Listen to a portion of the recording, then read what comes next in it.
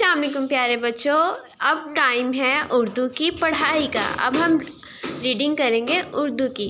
आप सब ने अपनी बुक पे आ की रीडिंग की थी।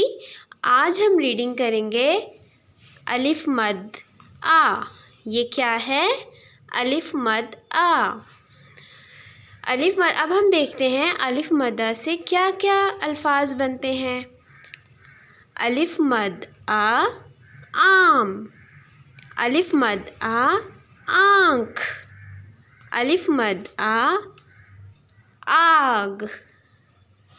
अलिफ मद आ आलू। अलिफ मद आ आईना। अलिफ मद आ आड़ू। आज का आपका उर्दू का लेसन है अलिफ मद आ।